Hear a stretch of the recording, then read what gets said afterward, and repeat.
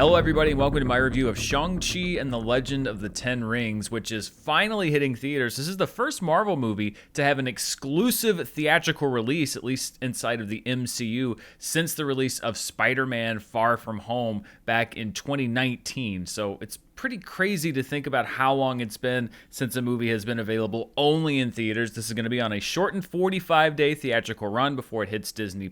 This is, of course, a new character in the MCU and a new director in the MCU. Shang-Chi and the Legend of the Ten Rings is directed by Destin Daniel Cretton, who has done mostly smaller films, including Short Term 12 and Just Mercy. He also co-wrote the screenplay, and we also have a new leading man. Simu Liu is playing Shang-Chi. In the movie, he goes by Sean, and he's in the United States after being separated from his family following a fallout with his father, who's played by the legendary action star Tony Leung. His father is the head of an international crime syndicate known as the Ten Rings, but these rings aren't just a crime syndicate, they are also actual artifacts that can be used to wield great power and grant eternal life. But Shang-Chi's father is not using the power of the Ten Rings to protect the world, he's using them for his own means, and before their falling out, he trained Shang-Chi in martial arts and the art of being an assassin. So he is a mild-mannered San Francisco everyman who also happens to have killer assassin skills that, let's be honest, we all know do come into play at some point during the movie. Aquafina is a key member of the supporting cast as Shang-Chi's best friend Katie, who's enlisted to join the adventure when Shang-Chi's father forces a reunion by hiring assassins to try to kill his young son. Menger Zhang is also on board as Shang-Chi's sister Xia Ling, who is looking to reunite with her father as well. And another legend, Michelle Yeoh, plays Ying Nan, who is a resident of the mythical village of Ta Lo, from which the Ten Rings may derive their power. And of course, as always, especially with the later series of Marvel films, there are some familiar faces and surprises along the way. There are some things that you saw in the trailer. There are a lot of things that you didn't see in the trailer. Suffice it to say, in addition to introducing us to Shang-Chi and his background and this cast of characters, we are setting things up for other things coming down the line in the MCU, but we should all expect that by this point. So let's get down to what works the best in this movie, first of all, and as has been noted by many others, the action sequences in this film are a highlight. It is unlike any action that you've ever seen in the Marvel Cinematic Universe before, and it's largely because of the very obvious influence of Asian cinema in this Marvel movie, which is the first MCU film to feature an almost exclusively Asian cast and lead character. When you look at the action sequences, there's a lot of credit to go around, obviously from Simu Liu, Tony Leung, Michelle Yeoh, and the cast, the fight coordinators and choreographers, the stunt team, all of them come together to execute these sequences really well. And with Simu Liu, I think that we are looking at probably the biggest physical presence in the MCU right now as far as a star who is able to execute their own action sequences. Of course, we have a lot of MCU stars who are in incredible shape and can do a lot of their own stunts, but to be able to do this kind of fighting and be this close up on our lead character, you can tell that everybody involved with this film had a lot of dedication to getting this stuff right, and it shows. So you add the actual physical execution of these action sequences, putting on top of it a lot of great technical stuff. The cinematography in this film is from cinematographer Bill Pope, who is a veteran. His work includes the Matrix trilogy, Spider-Man 2, Scott Pilgrim vs. the World, Baby Driver, Alita Battle Angel, a lot of other great films. This is a very lush and beautiful looking movie, and again, there are parts of it that are very much unlike what we've seen in the MCU, but I will say the only thing that really holds back the look of the film is that there does seem to be some continued dedication or devotion to the idea that also parts of the MCU all have to look like each other. This is something that people have pointed out before, that there's a sort of sameness to the way that MCU films look, and that actually kind of took me out of the film from time to time, because the things that are so unique about this film, these sequences and different settings, when we're able to sort of go where Marvel movies haven't gone before as far as how it looks, are really striking, and it really just kind of put into stark contrast, no pun intended, the stuff that all has to kind of look the same, and we're now in this sort of perpetual MCU-ness, this cycle of there's always a TV show or a movie that's in current circulation. And I know that there's probably a concerted effort to try to maintain continuity to make them all look like they're part of the same universe, but it also makes them all look the same. So the really beautiful cinematography that Bill Pope does here, I think, is only offset by the fact that there are some sequences and some parts of the movie that it seems like there was a direction to be like, okay, well, but these parts have to look like this because this is what a Marvel movie looks like. All of the visuals and the performances in the film get a big assist also from the music by Joel P. West, who is a longtime collaborator of Destin Daniel Cretton. And when you look at the track record in the last few years of Marvel films of composers like Ludwig Göransson and Joel P. West on this film, and even when you go and look at Loki with Natalie Holt, who they brought up as the composer there, Marvel is really showing a real gift to bringing up these composers who have worked in other films outside of the MCU, some of them bigger projects, some of them smaller projects, and elevating their work to this big stage. And I really, really dug the score of this movie. Again, it sets it apart from what we've heard. It doesn't sound like any other score in any other Marvel movie. And that's really what I think Shang-Chi has going more than anything for it, is there's a lot here that you've never seen in the MCU before. And as we look at going into its, I think, 13th year on screen, that's something that you're looking for at this point, is something new, something fresh. There's a lot that's fresh in this movie, including Simu Liu, who is a new, fresh face. We've never seen him in a Marvel movie before, and he has to step into some pretty big shoes here to play the lead role, the title role of Shang-Chi. I wasn't really familiar at all with Simu Liu going in, and I think that he really does a star-making turn in the sense that he steps into this role effortlessly. You believe him as his character from the first second. There's no adjustment period. He is able to execute the action part, the acting part, and really proves that he is going to be a powerful presence in the MCU going forward. I thought I knew what they were going to be doing with Tony Leung's character in this movie as Shang-Chi's father, and I was actually proven wrong. And again, I liked that because you see the trailers and the setups and the fact that you have him and he's kind of alienated from his son and he's up to stuff with this mystical power and up to no good, and you think it's going to be like, oh, okay, the father and the son thing, and then he's going to face off with his dad because he's a bad guy. But they actually add in some extra layering to the story, and layering that kind of humanizes Tony Leung beyond just, hey, I'm a bad guy. We could have gone down this route. This could have been a very forgettable Marvel villain,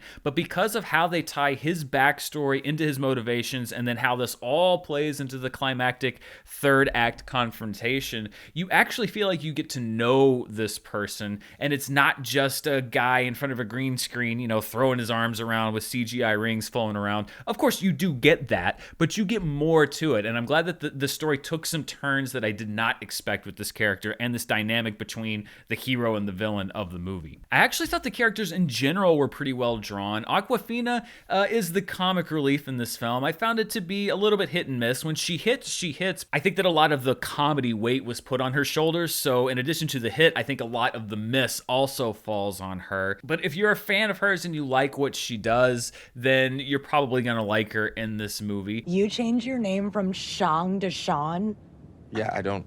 I wonder how your father found you. I was 15 years old. But I also feel like a lot of the characters are kind of drawn within the constraints of the Marvel Cinematic Universe, and I think that that's also where the movie's biggest weaknesses lie. I think the strengths are where it breaks the formula. I think the weaknesses are where you can see the formula at play. As compelling as these characters are and their specific circumstances are, you see a lot of repeated story beats in this movie. We've seen a lot of thematic stuff here that's been covered many, many, many times in other MCU films.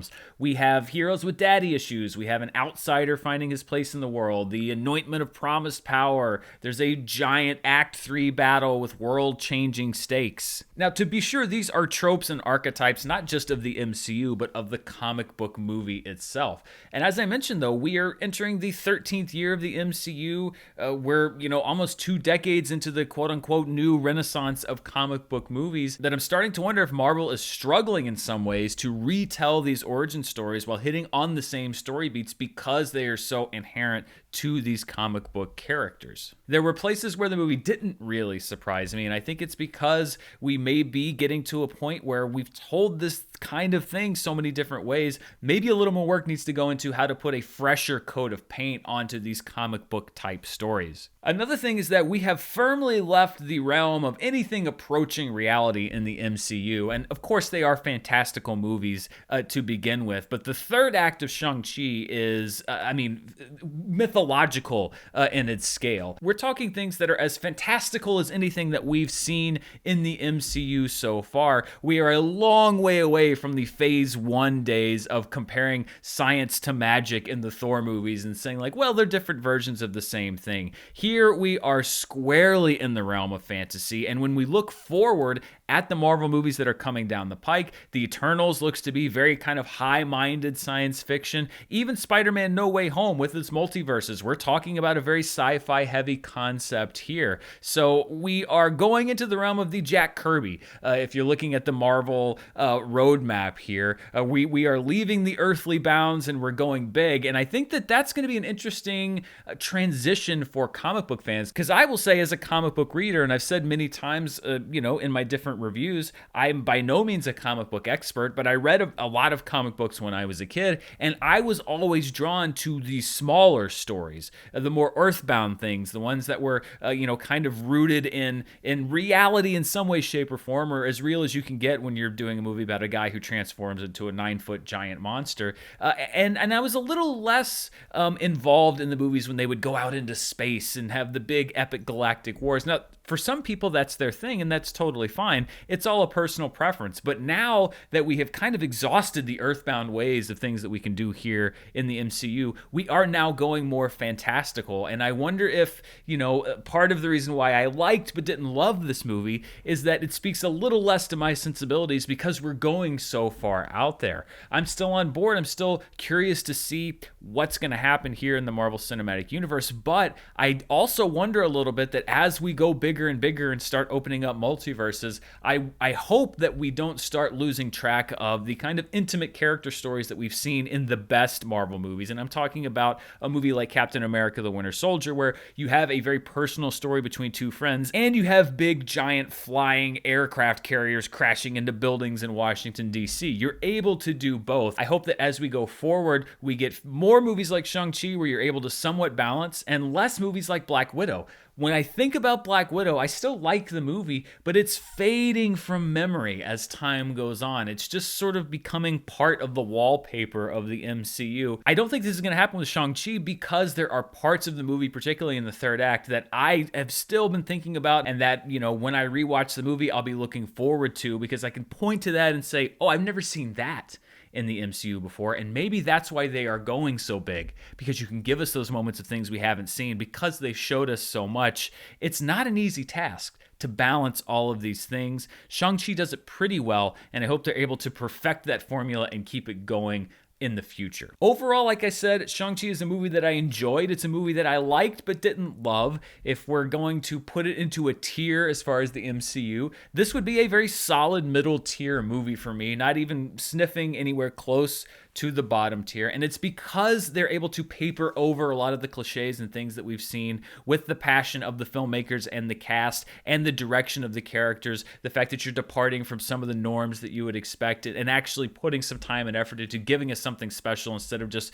throwing up CG onto the screen and expecting us to fork over our money. I think a lot of those days are over. So Shang-Chi is able to pass that test and sort of elevate itself there. I think it might be a movie where the pieces are perhaps more impressive than the whole, and it didn't get me as energized as the best Marvel movies have, but it's still one that I would recommend, and I think that if you are a Marvel fan, you're going to enjoy it. There was a crowd, as big a crowd as really I've been in, save for I think one movie movie since the pandemic started tonight at the theater. It wasn't a packed house, but there were people there. And so I think that if you're able to safely go and see this film in theaters, it seems like it is one that people are going to enjoy seeing on the big screen. Perhaps it'll be a return to that big screen experience if you are comfortable doing that. As I mentioned, if you're not, it is only a 45-day theatrical window before you're able to watch this film on Disney Plus. So it will be there will be a home viewing option much sooner than you would expect for a movie like this. It feels a little talky at times. I think they hammer some points home and do some more flashbacks than maybe they needed to.